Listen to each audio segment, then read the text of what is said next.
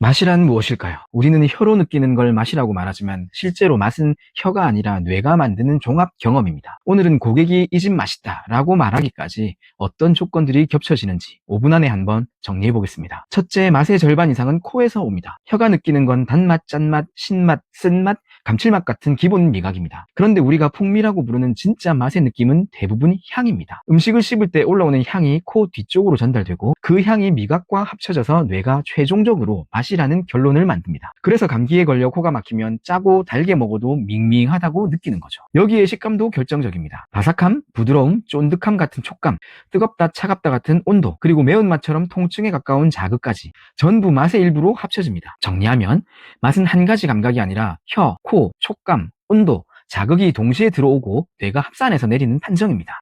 둘째, 사람마다 맛이 다르게 느껴지는 이유는 입이 아니라 기준점 때문입니다. 똑같은 음식인데 누구는 인생 맛집이고 누구는 별로라고 말하죠. 이건 크게 두 가지가 겹칩니다. 하나는 신체적 차이입니다. 어떤 사람은 쓴맛을 예민하게 느끼고 어떤 사람은 향을 더 잘 맡습니다. 그래서 같은 커피도 누군가에겐 고소하고 누군가에겐 너무 쓰게 느껴집니다. 다른 하나는 경험과 학습입니다. 우리는 어릴 때부터 익숙한 맛을 안전하다고 느끼고 낯선 맛을 위험하거나 부담스럽게 느끼기 쉽습니다. 된장 냄새가 누군가에겐 집밥의 안심이고 다른 누군가에겐 낯설고 강한 냄새인 것처럼요. 그래서 맛있다의 출발점은 결국 내 취향에 맞느냐입니다. 셋째, 그런데 고객은 맛만으로 맛집을 판단하지 않습니다. 여기서부터가 진짜 재미있는 부분입니다. 사람은 음식을 먹기 전에 이미 정보를 같이 먹습니다. 대표적인 예가 가격입니다. 같은 음식이나 같은 술이라도 비싸다고 들으면 더 맛있다고 느끼는 경향이 생깁니다. 왜냐하면 뇌가 미리 기대치를 올려놓고 그 기대에 맞게 감각을 해석하기 때문입니다.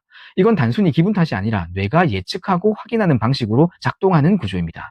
라벨도 비슷합니다. 건강하다, 프리미엄이다, 시그니처다 이런 단어는 단순한 설명이 아니라 맛을 느끼는 필터가 됩니다. 그래서 고객 리뷰에서 음식 자체보다도 원재료, 산지, 스토리, 셰프 경력, 한정 수량 같은 이야기가 맛의 평가에 자연스럽게 섞여 들어가는 겁니다. 넷째, 공간과 서비스도 맛을 바꿉니다. 우리는 종종 인테리어는 인테리어고 맛은 맛이라고 생각하지만 실제로는 분위기 자체가 맛의 체감에 영향을 줍니다. 조명이 너무 밝거나 너무 어두우면 음식의 농도와 선명함을 다르게 느끼는 경우가 생기고 접시의 색이나 플레이팅이 달라지면 단맛이나 매운맛의 기대가 달라지기도 합니다. 그리고 서비스는 강력한 증폭기입니다.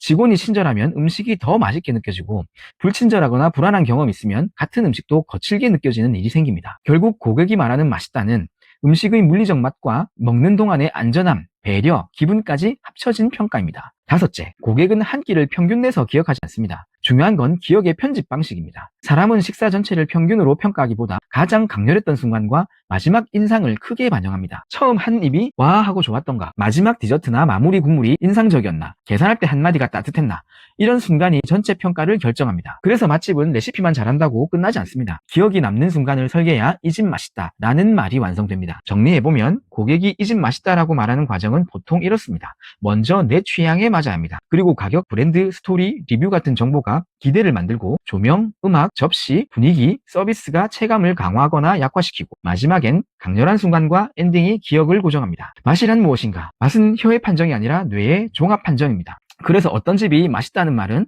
그날의 음식과 경험 전체가 맛있었다는 뜻일 가능성이 큽니다. 다음에 맛집을 방문하시면 이런 질문을 해보세요. 이건 음식이 맛있는 걸까? 아니면 경험이 맛있게 설계된 걸까? 이 질문을 할 줄 아는 순간 맛을 더 깊게 즐길 수 있고 사업자 입장이라면 맛을 더 똑똑하게 만들 수 있습니다. 오늘의 영상이 조금이나마 도움이 되셨을까요? 그렇다면 구독과 좋아요 눌러주시면 영상 제작에 큰 힘이 됩니다.